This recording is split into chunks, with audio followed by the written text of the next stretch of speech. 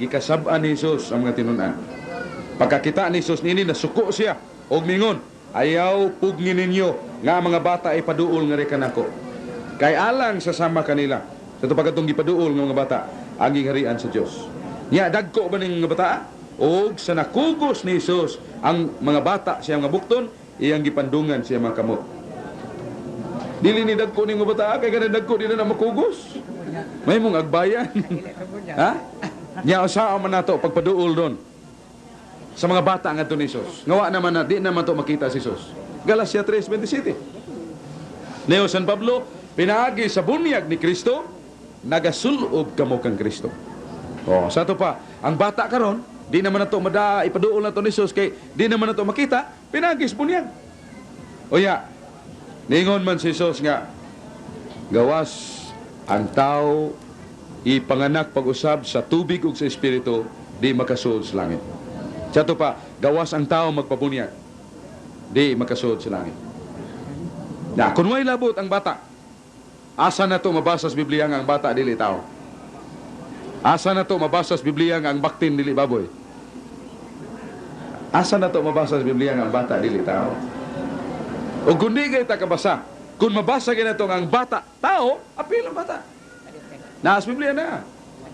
Nasa San Juan 16. Ningon si Jesus nga ang usa ka inahan nga magbati, bation og kasakit sa iyang lawas. Pero ikatawo na sa bata. Nga usab ka ng bataa, tao nining kalibutana, malimot na ang inahan sa iyang kasakit sa pagbati niya sa mga bata. Unsa na yung bata? Tao. Busan iyon ang Ginoo nga, by the way nga kung isgutan nga teksto, San Juan 16:21. Busa, kung naan ganit ay tekstong mabasa nga, ang bata, dili tao. Way labot ang bata sa bunyag. Kaningon man si Jesus, gawas ang tao, magpabunyag, di kasud sa langit. Kung ang bata, tao, apil na. Nganong bunyagan man ang bata? Tungod kayong bata, dunay sala nga panulundon. Asa mabasa? Naa sa Salmo 51:5. Ningon si David, dito pa ko sa tiyan sa akong inahan, daan akong makasasala. Unsa man ang sala nga nas bata, nga di man na kamaong mo supak o balaod ang bata. 1 Juan 3:4, ang sala paglapas sa sugo.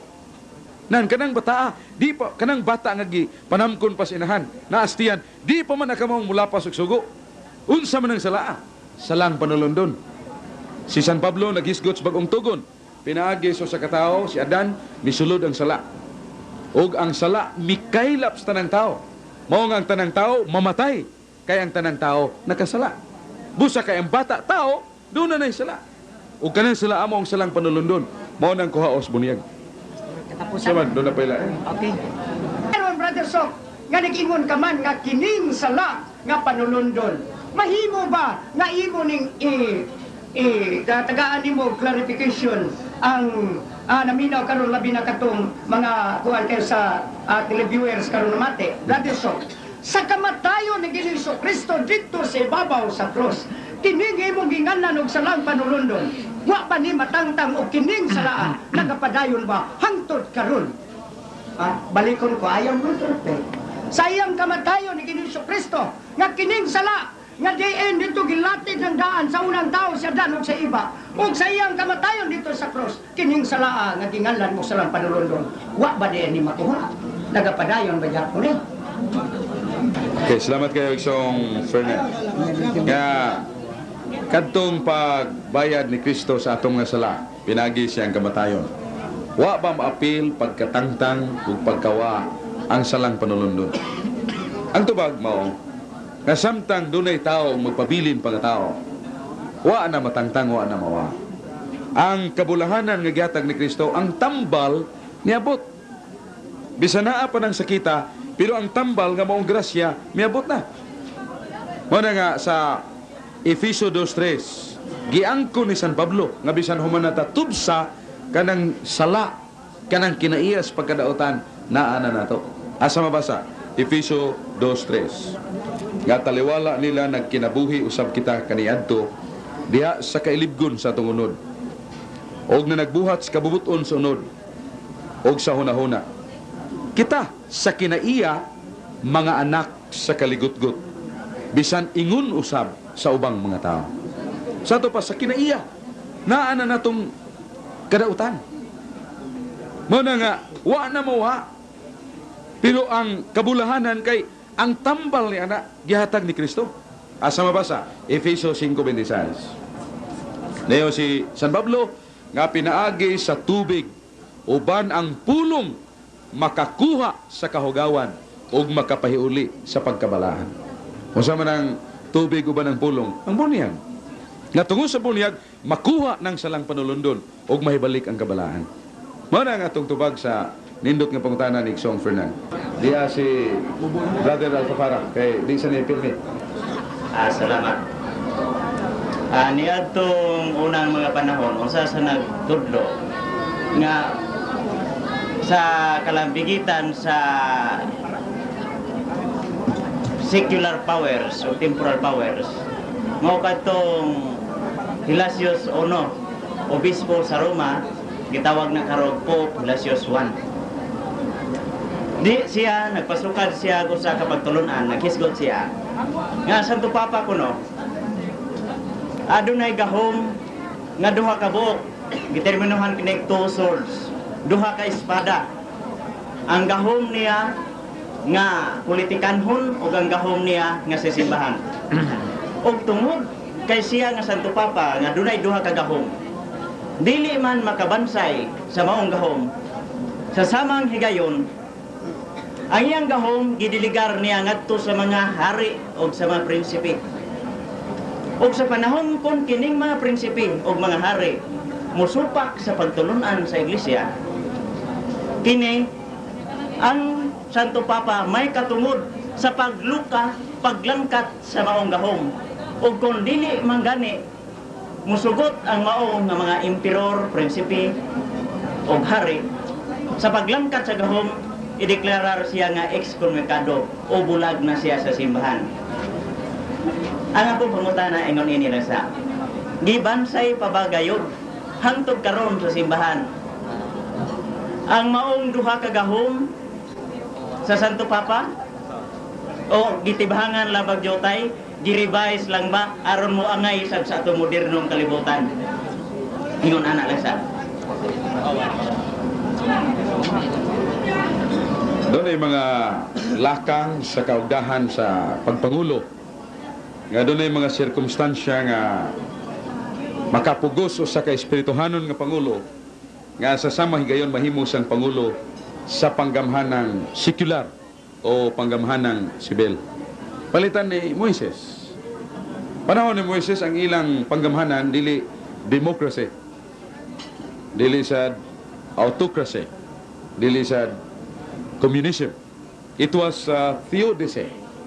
Nga si Moises sa samang higayon pangulo sa kagamhanang sibil.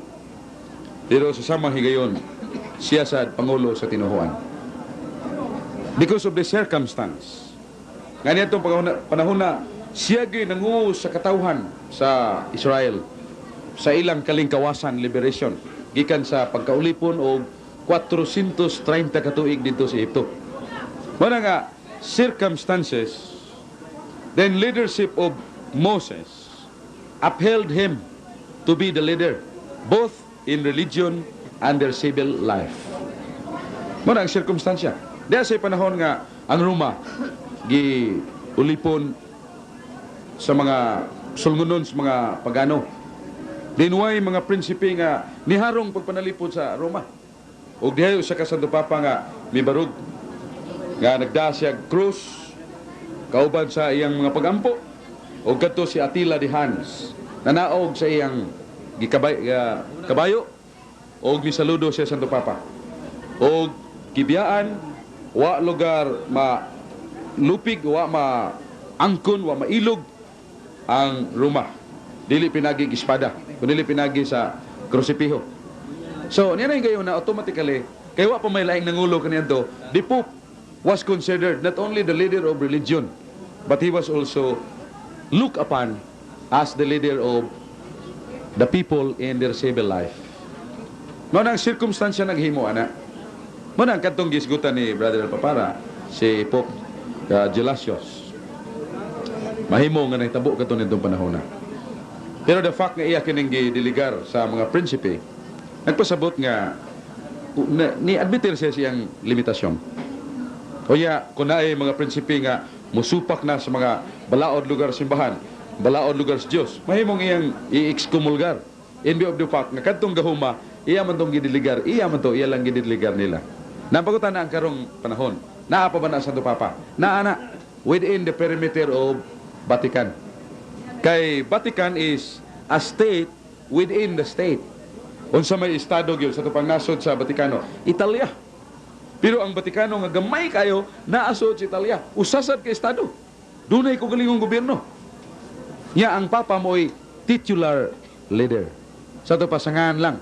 O ang Papa na ay iyang gidiligahan nga mangulo sa maong gobyerno. Para og dunay gira, doon na baroy nasod nga makigira sa Italia, dili i-appeal ang Vatikano. Kay ang Vatikano, separate and distinct state from Italy. Di bandaas kang gabang o respetahan. Kay usaman ka panggamhanan. But the Pope, just the circumstance of the perimeter sa Vatikano, nga ang Vatikano na ilang kugalingong kwarta. Ang Vatikano na ilang kugalingong kanang stamps, kanang mga silyo ba? Sa kanang padatag suwat, na ilang kugalingon. Sumuna nga, the Pope naagya po niya na, pero as only a title, titular. Aron marispitahan ang panggamhanan usab sa Vatikano. Pero iya ba nang gi-practice nga siya mangu sa estado, wa kayang pagpangulo mo mang iyang pagka spiritual leader sa tibuok kalibutan Katoliko. Sa ingon ana niya nga pagbansay, nakita nato ang dako kayo niyang pagka-absoluto sa gahom. Karon kay nag-function man siya nga ang iyang gahom diha sa simbahan, dili man ga ma-question from the bottom, from above man kanunay, gikan man sa itaas. Wagi panahon kaha nga kining hangyo-hangyo sa gikan sa ubos nga i-decentralize unta ang simbahan, buran sa tagobyerno ini nga maghisgot kanunay decentralisasyon, may tabo kani sa Roma sa umaabot nga mga adlaw o dili gyud. Kaingon nga ang gahom Santo Papa absoluto, I beg to disagree with that. Because no human being, even how powerful you are, could obtain absolute power. Our powers are only relative. Wa mo gitaw magpatuo siyang gugalingon nga absoluto yang gahom. Kana kung absoluto ang pasabot nga mahimo nimong tanan. Ginoo ro may tagiya ng absolutong gahom kanang kapadlong sa bagyo, kapadlong sa hangin. Mo na absoluto nga gahom. Mo na nga ang Papa dili sa natinuod nga diktador. Kay diktador god matag desisyon nimo ikagay mo himo, way labot ang uban. Pero kung mo konsulta kay ka sa imong mga kauban, then you are not a dictator. To prove that, niya sa Times Magazine, November 19, 1979, page 144. John Paul II calling all cardinals for consultation. Oh, sa to padili diktador. Kay mumandar lang kag ditso buhatan na. Kung di kay ka mo konsulta, diktador ka. Pero mutawagan ka sa mga kardinales aron paki-konsulta, pagpangayo sila mga hunahuna, then you are not a dictator. Busa kadtong mga tao nga mutawag sa Santo Papa o diktador, ilan ang kagalingon nga pangunahuna, pero dili na mong tinuod nga nahitabo. Kaya nga ma-decentralize ang pamunuan sa atong gobyerno sa simbahan. Actually, namatay ginganlan og parochial autonomy na gani. Kay so sa kaparokyal lang daan kisa may hao diha. Kura paroko. Nasa ko galingong desisyon, nasa say konsultahan nga Paris Pastoral Council. Pero nga ang labaw gyud nga mulantaw sa pangkalibutan nga kayuhan, do na giusan niya na mo nang Santo Papa. Mo nang dili na ipangayo nato ang kinaugalingon nga pagdumala kay naa naman na. Ang buot ni tingali ipasabot niya ng gingon nga decentralize na to. Nga makahimo pa pagbuot-buot ang pare, obispo, matungod sa mga pagtulunan, mga doktrina, labot sa tuluhuan ng pamatasan. Dili na mahimo. Kaya ang Santo Papa ra mo igatagas ginawa na nga, dili masayop ni ng butanga. Kaya sa 12 apostoles, si Pedro naman gigatagan, ug yawi. San Mateo 16:19. Ihatag ko kanimo Pedro ang mga yawi. ang imong gapuson sa yuta, ginapos na sa langit. Ang imong hubaran sa yuta, hinubaran sa langit. Doon na bagoy laing apostol kita gagyawi? Wa. Muna, kanang butanga, dili na nimo madiligar. In kaso nog mamatay ang papa, mahimo na nga sa collegiality, ecumenical council, tigom sa tanang obispos kalibutan, kunway papa, naa sila gahom parehas papa. Wala nga, dili na nato mapangayo, kanang butanga. Pero pag dumala, mapangayo, obispo, siya hawd sa iyang diocese. Siya mo dumaas mga pare, mo disiplina sa mga pare. Ang pare sa parokya, siya labaw niya. Pero mo-konsulta sa siya sa iyang mga lay ministers, mga leaders sa parokya. Wala nga itong ikapambit sa nindot nga hunahuna ni Brother Alpha Para.